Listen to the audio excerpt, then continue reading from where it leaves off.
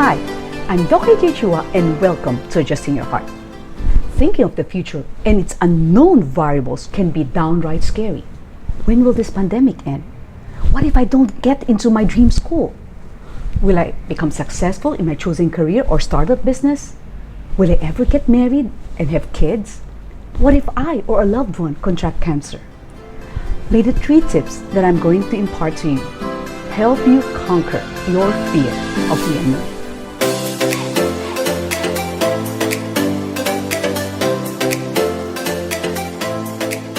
Tip number 1, take calculated risk.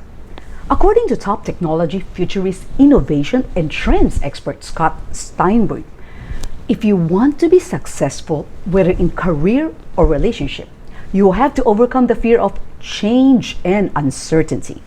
You can check out his books entitled Make Change Work For You and Think Like a Futurist, How to Plan Around Uncertainty and Future-Proof Your Business. When we avoid change, we can miss out on many good opportunities that come our way.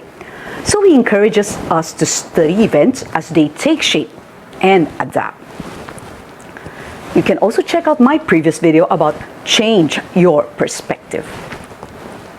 Have you heard about the Great Resignation, in which many employees are quitting their jobs all over the world?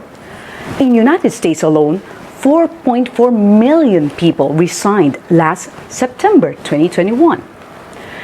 Great Resignation is a term coined by Anthony Klotz, a psychologist and management professor at Texas A&M University.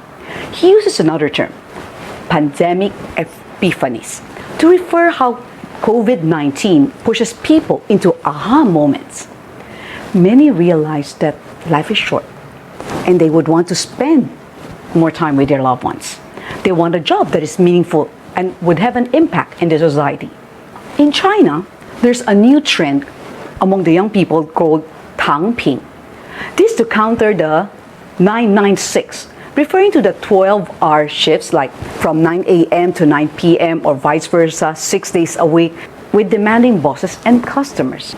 A study published by the German Institute of Labor and Economics estimated that some 600,000 Chinese die every year from overwork. The idea behind Tangping is that one should not overwork. Rather, he should take time to relax and be content with more attainable achievements. And as a result, many have resigned from their regular jobs and moved into the gig economy or freelancing.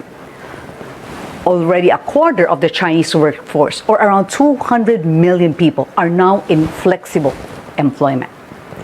According to Michael L. Tan in the Philippine Daily Inquirer dated October 20, 2021, he doesn't think that we will witness the Great Resignation phenomenon here in the Philippines, because our bigger problem is getting a job. So my friends, before you decide to quit your job and start a new business, please weigh all the pros and cons. Seek the advice of more mature people and only take calculated risk. For instance, you can start a side hustle if you have the extra time and energy.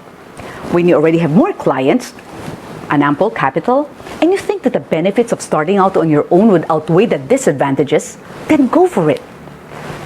The same goes before you venture into a relationship. Get to know that person. See if you guys are compatible before tying the knot. You may check out my previous video entitled, Is He or She the One? So don't be afraid to give that person a chance just because you're afraid that the relationship won't work. On the other hand, don't settle just because you are afraid of what others are going to think, or you're just afraid to go through life single.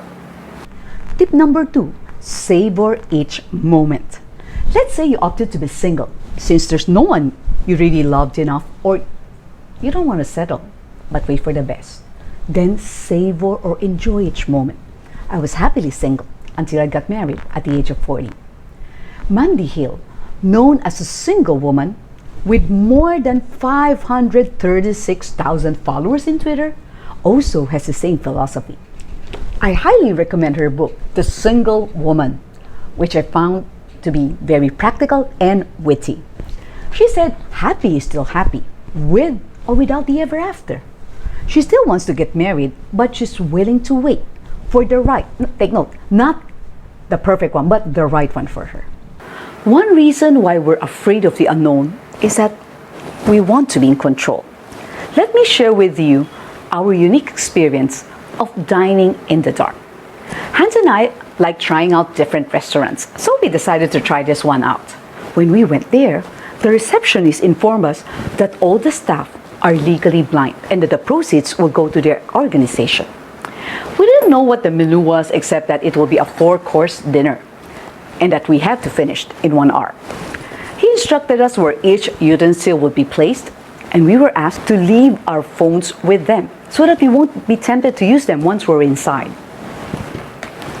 The receptionist then led us inside with Hans standing behind him and then placing his hand on that receptionist's shoulder.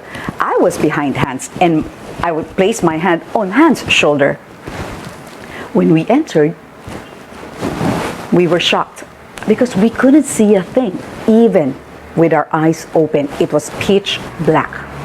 I walked very slowly because I was afraid of tripping. Though we didn't know what will happen next, we decided that we would just savor each moment. It was difficult as we couldn't see what we're eating.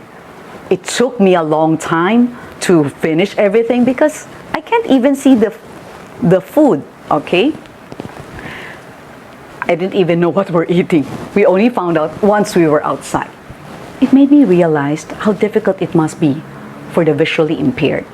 May our society be more accommodating to the people with disabilities. Tip number 3, face the problem when it's there. Although Alice Hurst Sommer didn't know that she will survive the Holocaust, she could attest that she faced the problem squarely in the face and chose to be happy. Alice was born in Prague, became a celebrated concert pianist, and married Leopold Sommer, a violinist. But under the German occupation, her mother was taken to Treblinka and her husband to Dachau. Neither survived. Alice and her 6-year-old son, Raphael, were taken to another place where she played more than 100 concerts. She said that music saved her life and still saves her. She said, and I quote, "I'm full of joy, even if I'm an invalid. I'm happy with music. Even thinking about music makes me happy." When the Russians liberated them, Alice and her son moved to Israel. Raphael became a concert cellist, performing internationally, and eventually settled in UK. In 2001, he died suddenly at the age of 64. Yet Alice was thankful that he didn't suffer and turned to music for comfort. So when German journalists came to interview her, they asked, "Are we allowed to enter your room? Don't you hate us?" She replied, "I never hate. Hatred only brings hatred." And she muses, "I think I'm in my last days," because she had cancer. But it doesn't really matter because I have such a beautiful life. Everything we experience is a gift, a present we should cherish and pass on to those we love. She was 110 when she died.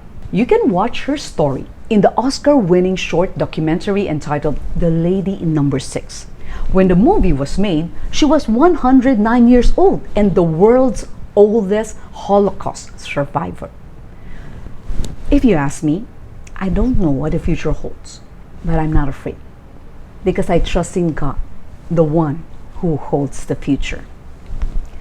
In fact, Jeremiah 29 verse 11 says, "For I know the plans I have for you, declares the Lord, plans to prosper you and not to harm you, plans to give you hope and a future." Verse 13 says, "You will seek me and find me when you seek me with all your heart." So claim God's promise that He has a bright future for all of us. Seek Him and you will find Him. When faced with problems, a very comforting verse will be Joshua 1 verse 9, which says, "Have I not commanded you? Be strong and courageous. Do not be afraid, do not be discouraged, for I, the Lord your God, will be with you wherever you go." So my friends, The 3 tips on how to conquer the fear of the unknown will be to take calculated risk, savor each moment, and face the problem when it's there. You can share your insights below by commenting on how you overcome your fear of the unknown. And if you're blessed by this video, please like, share, and subscribe. Next week, my topic will be how to conquer the fear of public speaking. And now I'd like to thank some people: Angelica May Alcantara, Bing Yumage, Jennifer C. Tanyen, Pastor Adeline Balete, Harvey Terence Tan, and Raimundo Ruel Galvez. Stay safe, everyone!